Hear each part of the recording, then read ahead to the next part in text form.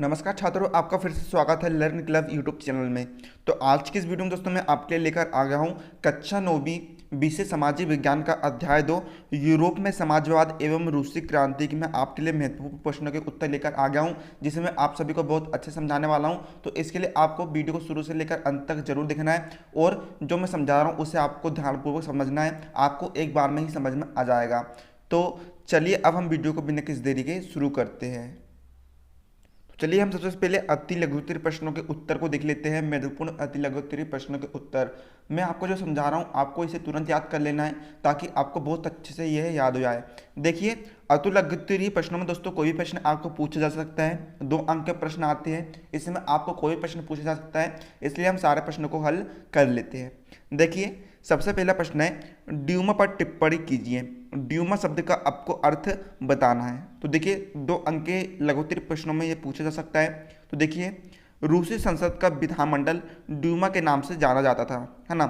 रूसी संसद होती थी, ठीक है, रूस में जो संसद होती थी उसका विधानमंडल किसके नाम से जाना जाता था? ड्यूमा के नाम से जाना जाता था, है ना। आपको ये ऑब्जेक्टिव में पूछा जा सकता है कि रूसी संसद का विधानमंडल किस नाम से जाना जाता था, तो आपको उत्तर लिखना है ड्यूमा के नाम से जाना जाता था। 1905 की क्रांति के दौरान जार ने एक निर्वाचित परामर्शदाता संसद ये ड्यूमा के गठन पर अपनी सहमति दी थी, है ना।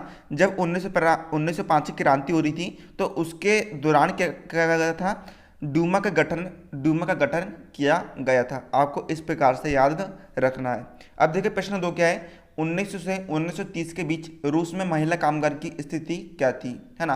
आपको बताना है कि 1900 से 1930 के बीच जो रूस में जो महिला कामगार थी, जो महिला जो काम करती थी, उनकी स्थिति क्या थी, उनकी आर्थिक स्थिति क्या थी, उनकी, ठीक है, दैनिक स्थिति क्या थी, आपको इस प्रकार से बताना है। तो देखिए, उत्तर में हम लिखेंगे, सबसे पहले हेडिंग डाल देंगे 1900 से 1930 के बीच महिला कामगार।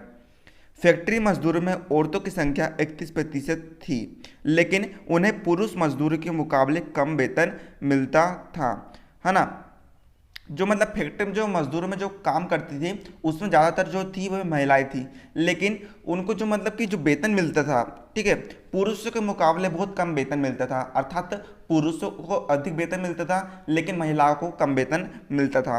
पुरुषों की संख्या के मुकाबले आधे से 3/4 तक का वेतन मिलता था, है ना। यदि पुरुष को मान लीजिए 100 रुपये मिल रहा है एक दिन की मजदूरी का, तो महिलाओं को उसी दिन की मजदूरी का कम से कम 25 से 30 रुपये बस मिलता था, उससे ज़्यादा उन्हें नहीं दिया जाता था। इस प्रकार से वहाँ पर भेदभाव होता था, ठीक है।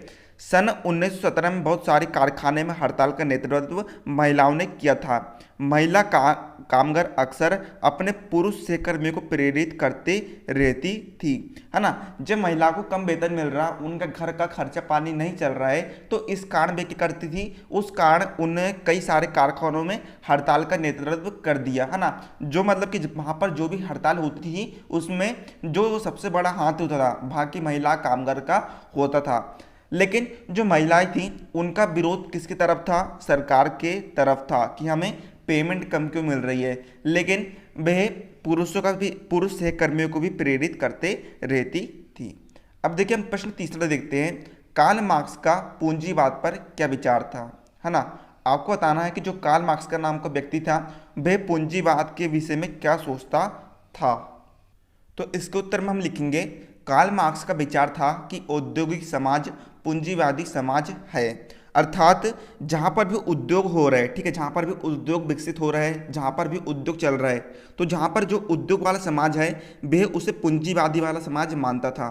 फैक्ट्रियों में लगी पूंजी पर पूंजीपतियों का स्वामित्व है और पूंजीपतियों का मुनाफा मजदूरों की मेहनत से पैदा होता है ना।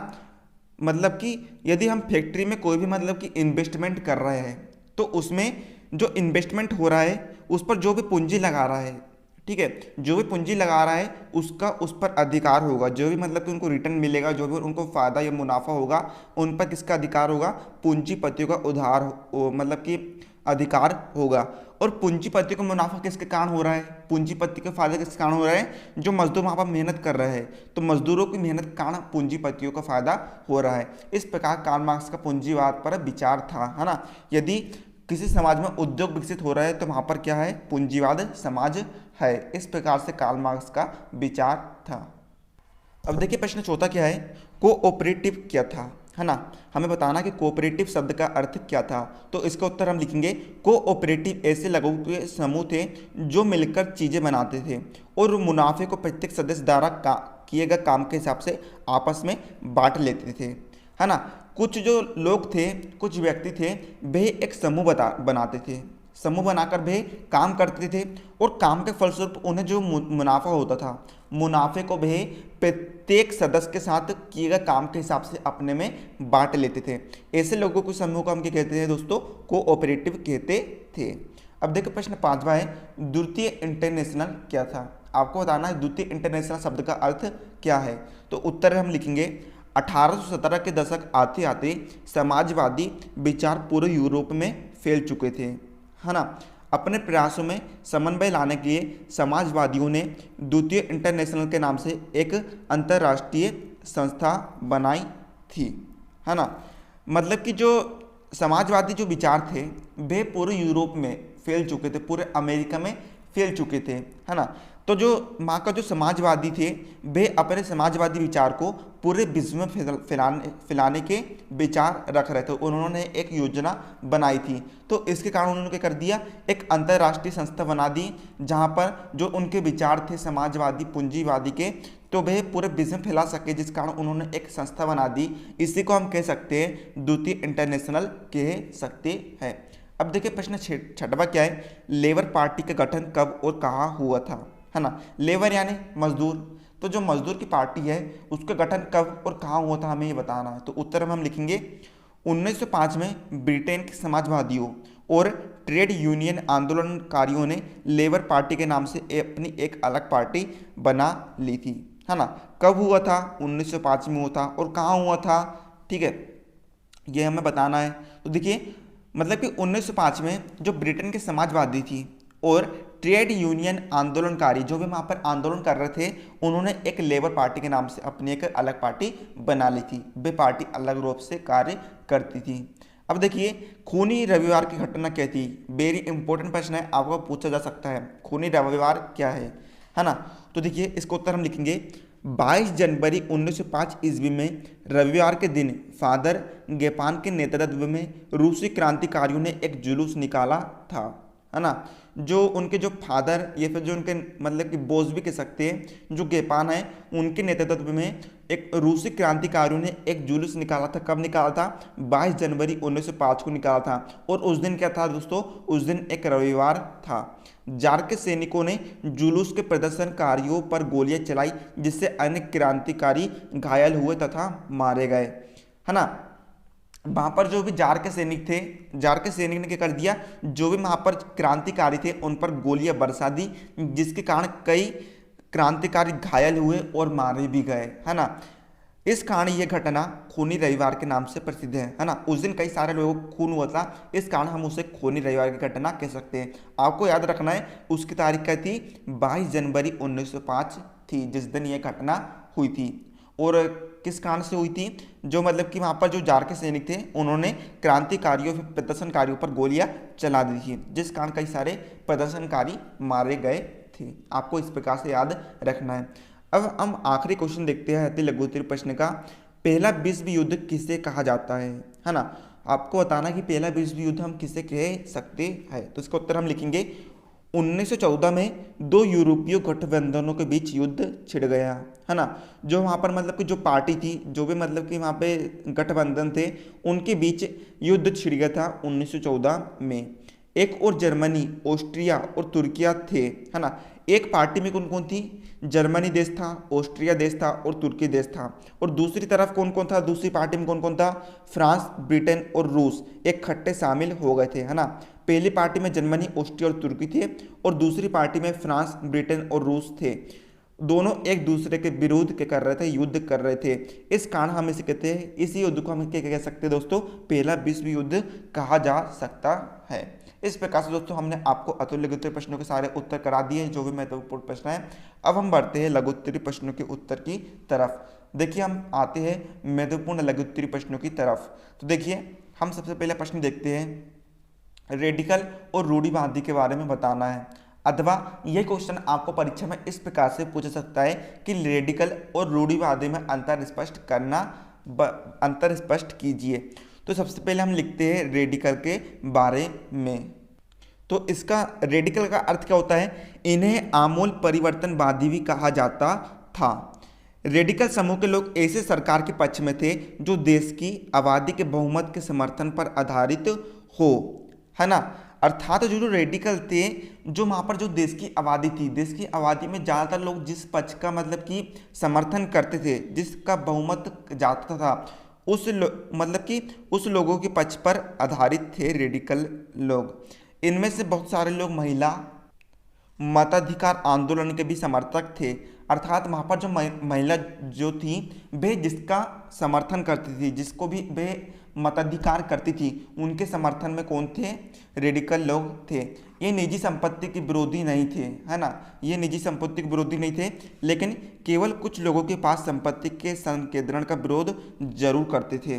रेडिकल आंदोलनकारी क्रांति के पक्ष में थे, है ना। जो रेडिकल थे वे, ठीक है, जहाँ भी आंदोलन होता था, जो भी क्रांति होती थी, उनके पक्ष में रहते थे। जब भी मतलब कि जनता के द्वारा जो भी आंदोलन किया जाता था, उनके पक्ष में रेडिकल लोग आते थे।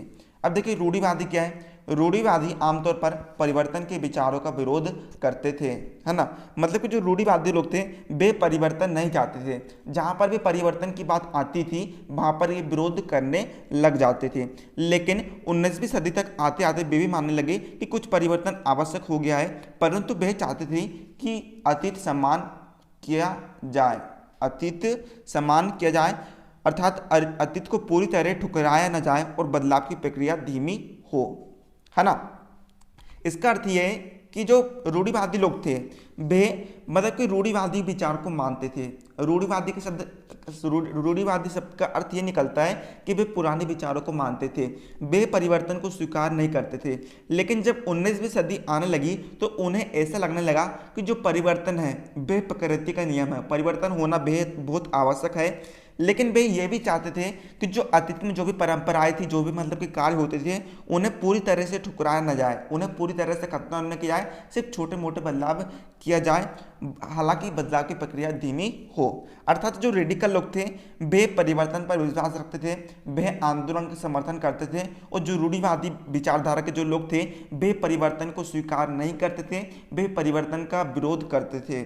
लेकिन 19वीं सदी तक आते आते वे भी मानने लगे कि परिवर्तन आवश्यक हो गया है। इस प्रकार से आपको याद करना है। अब हम नेक्स्ट इंपॉर्टेंट क्वेश्चन देखते हैं, जो कि है कार्ल मार्क्स कौन था। आपको परीक्षा में पूछ सकता है कि कार्ल मार्क्स कौन था। कार्ल मार्क्स कौन है? एक व्यक्ति है। अथवा यही प्रश्न आपको परीक्षा में इस प्रकार से भी आ सकता है कि 1917 की रूसी क्रांति लोन में मार्क्स का क्या योगदान था। देखिए क्वेश्चन यही एक ही है, क्वेश्चन एक ही है कि कार्ल मार्क्स कौन था। लेकिन यही क्वेश्चन को आपको दूसरे तरीके से भी पूछा जा सकता है कि 1917 की रूसी क्रांति लोन में मार्क्स का क्या योगदान था। तो आपको उत्तर भी दोनों में एक से लिखना है, चाहे ये वाला प्रश्न आए चाहे ये वाला प्रश्न आए। अब देखिए हम इनके उत्तर लिखते हैं। कार्ल मार्क्स वह प्रथम विद्वान था जिसने समाजवाद को एक वैज्ञानिक रूप दिया, है ना। जो कार्ल मार्क्स था वे एक विद्वान के रूप में पूजा जाता था और उसने क्या करा? समाजवाद को एक वैज्ञानिक रूप दे दिया। कार्ल मार्क्स का विचार था कि औद्योगिक समाज पूंजीवाद समाज है। उसके विचार क्या थे? जिस भी समाज में उद्योग का विकास हो रहा है, जहाँ पर भी उद्योग चल रहा है, जहाँ पर भी कारखाने चल रहे हैं, वे समाज पूंजीवाद समाज है। अर्थात उस समाज के पास बहुत सारा पैसा होगा भविष्य में, अभी वे पूंजी लगा रहा है, बदले में उन्हें कई सारा मुनाफा मिलेगा। फैक्ट्रियों में लगी पूंजी पर पूंजीपतियों का स्वामित्व है और पूंजीपतियों का मुनाफा मजदूर की मेहनत से पैदा होता है। फैक्ट्रियों पर जो भी पूंजी लगा रहा है, जो भी इन्वेस्टमेंट कर रहा है, जो भी फायदा होगा, तो जो इन्वेस्ट कर रहा है केवल उसका ही अधिकार होगा। और जो पूंजीपतियों को जो मुनाफा होता है वह किसके कारण हो रहा है? फैक्ट्रियों में जो भी मजदूर काम कर रहे हैं उसके कारण होता है, मजदूरों की मेहनत से पैदा होता है। मार्क्स का विचार था कि जब तक निजी पूंजीपति इसी तरह मुनाफे का संचय करते जाए तब तक मजदूरों की स्थिति में सुधार नहीं हो सकता। है ना। जो मतलब कि जो पूंजीपति होते हैं वे क्या करते हैं, मुनाफा जब भी होता है तो वे अपनी तरफ रख लेते हैं, लेकिन मजदूर को एक फूटी कौड़ी भी नहीं देते हैं, उन्हें बहुत कम वेतन दिया जाता था। तो जो कार्ल मार्क्स था वे इस विचारधारा का विरोध करता था। वे मानता था यदि इसी तरह से जो कार्य पद्धति चलती रही तो मजदूर की स्थिति में कभी भी सुधार नहीं हो सकता, मजदूर हमेशा गरीबी बनकर रह जाएंगे। ठीक है, अपनी स्थिति में सुधार लाने के लिए श्रमिकों को पूंजीवाद में निजी संपत्ति पर आधारित शासन को उखाड़ फेंकना होगा, है ना। मजदूर को स्थिति में सुधार लाने के लिए जो पूंजीपति है उन्हें क्या करना पड़ेगा, जो मतलब कि निजी संपत्ति पर मतलब कि वे उनकी जो विचार होते थे वे केवल खुद के लिए होते थे कि हमें केवल स्वयं का फायदा होना चाहिए, किसी को भी फायदा नहीं होना चाहिए, मजदूरों लोग को बिल्कुल भी फायदा नहीं होना चाहिए। तो कार्ल मार्क्स ये कहता था कि यदि मजदूरों को भला चाहिए, मजदूरों का भला हो, तो इसके लिए हमें जो निजी संपत्ति पर आधारित शासन है उसे हमें उखाड़ कर फेंकना होगा। मार्क्स को विश्वास था कि पूंजीपतियों के साथ होने वाले संघर्ष में जीत अंततः श्रमिकों की ही होगी। उनके विचारों ने रूसी बुद्धिजीवियों तथा क्रांतिकारी को विशेष रूप से प्रभावित किया। कार्ल मार्क्स ये कहता था कि यदि पूंजीपति को जो भी फायदा हो रहा है तो वह किसके कारण हो रहा है, श्रमिकों के कारण हो रहा है। तो इस प्रकार से दोस्तों मैंने आपको बता दिया हूँ कि कार्ल मार्क्स कौन था। कार्ल मार्क्स एक विद्वान था जो कि मतलब समाजवाद को एक उन्होंने वैज्ञानिक रूप दिया था। वे हमेशा से श्रमिकों का समर्थन करता था। इस प्रकार से आपको इस प्रश्न का उत्तर याद करना है। अब हम नेक्स्ट इंपॉर्टेंट क्वेश्चन देखते हैं जो कि है प्रथम विश्व युद्ध का रूस की क्रांति पर क्या प्रभाव पड़ा, है ना। आपको बताना है कि जो प्रथम विश्व युद्ध हुआ था उस पर रूस की क्रांति का क्या प्रभाव पड़ा। तो देखिए, प्रथम विश्व युद्ध में रूस इंग्लैंड तथा फ्रांस की ओर से युद्ध में सम्मिलित हो गया था। प्रथम विश्व युद्ध में जो रूस था वह इंग्लैंड और फ्रांस की ओर से फ्रांस में सम्मिलित हो गया था, मतलब वह इंग्लैंड और फ्रांस के पक्ष में था। परंतु पर्याप्त अस्त्र शस्त्रों पर रसद के अभाव के कारण युद्ध में रूसी सेना को अपार हानि हुई, है ना। जो रूसी सेना थे उनके पास पर्याप्त अस्त्र शस्त्र अर्थात तलवार भाले ये सब नहीं थे।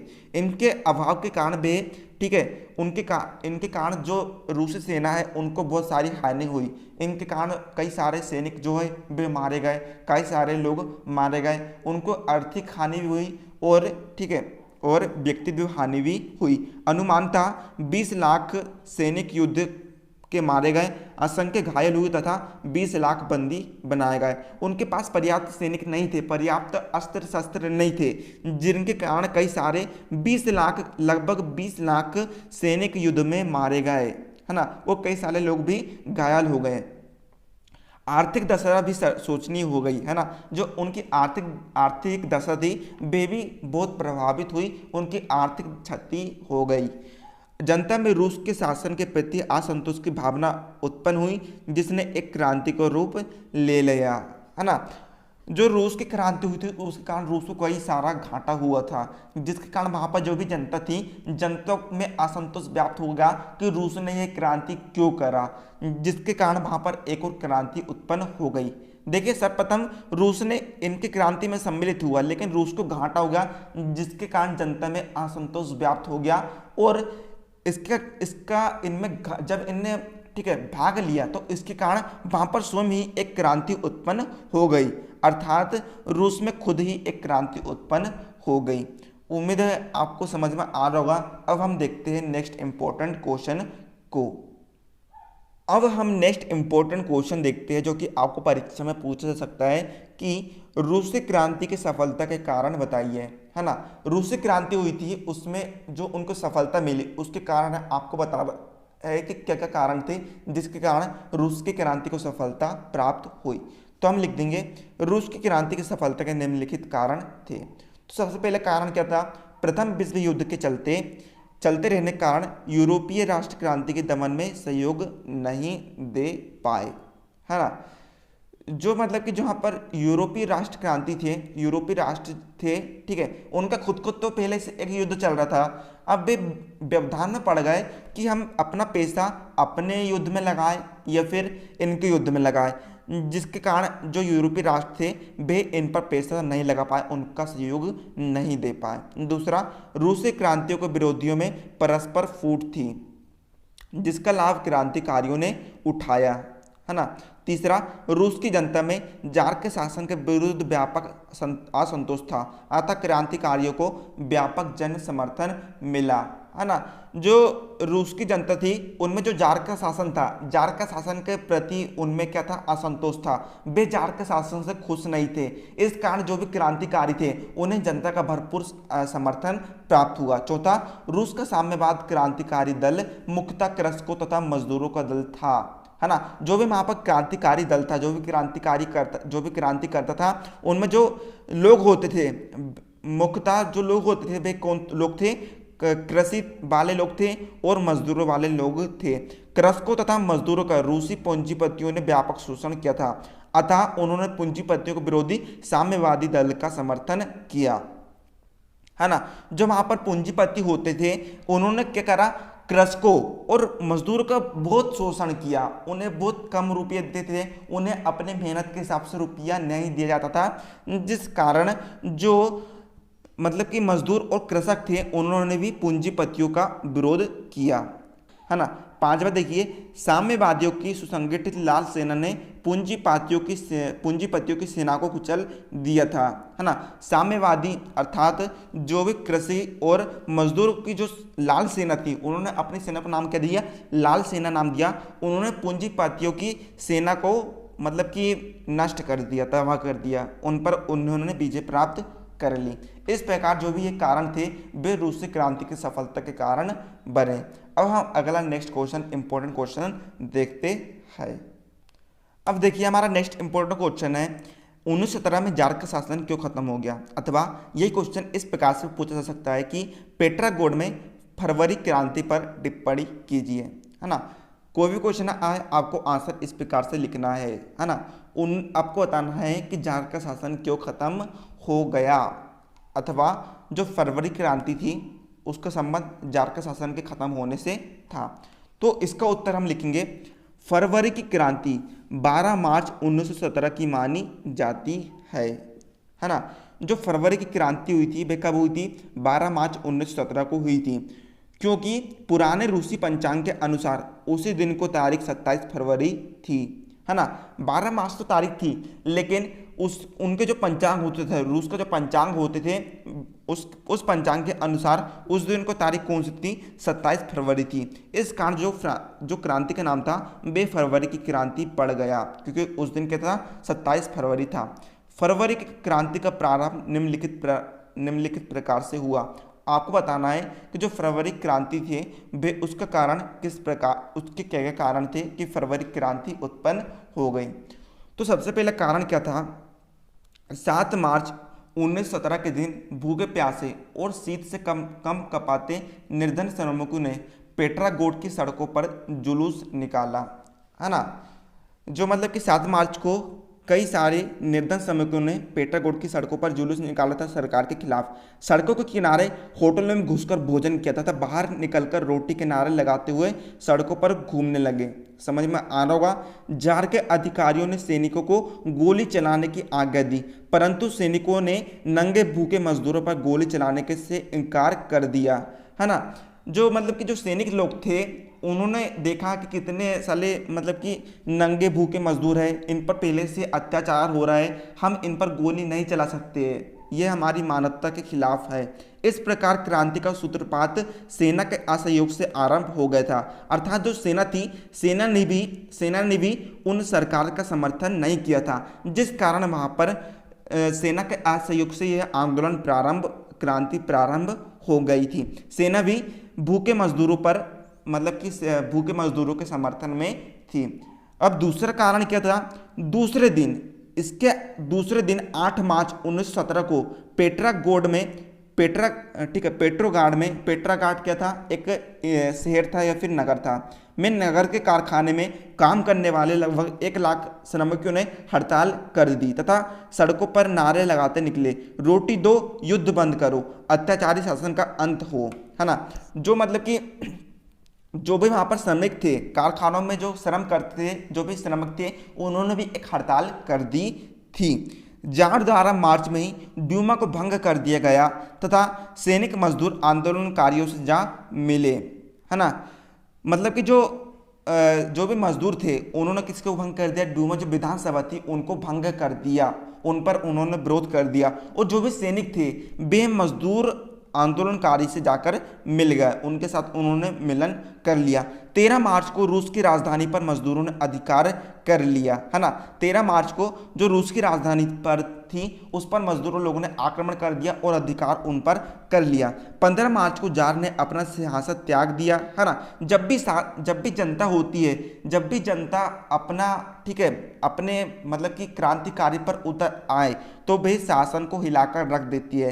तो मतलब कि जो शासन था वे जनता के आगे झुकने को मजबूर हो गया। तो इस प्रकार 15 मार्च को जार को अपना सिंहासन त्यागना पड़ा।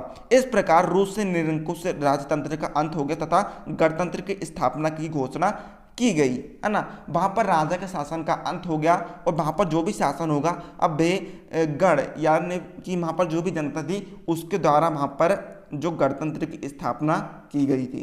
तो इस प्रकार से दोस्तों मैंने आपको सारे अति लघुत्तरीय और लघुत्तरीय महत्व प्रश्नों के उत्तर मैंने आपको अच्छे समझा दिया हूँ। यदि आपको समझ में आ गया हो तो आपको वीडियो को लाइक कर देना है, साथ ही में अपने फ्रेंड को अवश्य रूप से शेयर करना है और हमें कमेंट करके बताना है कि आपको वीडियो कैसा लगा। हमें आपके कमेंट का बहुत ज़्यादा इंतजार रहता है। तो हम मिलते हैं इसके दीर्घ उत्तरीय प्रश्नों, महत्वपूर्ण दीर्घ उत्तरीय प्रश्नों वाले अगले वीडियो में। तब तक के लिए जय हिंद, जय भारत।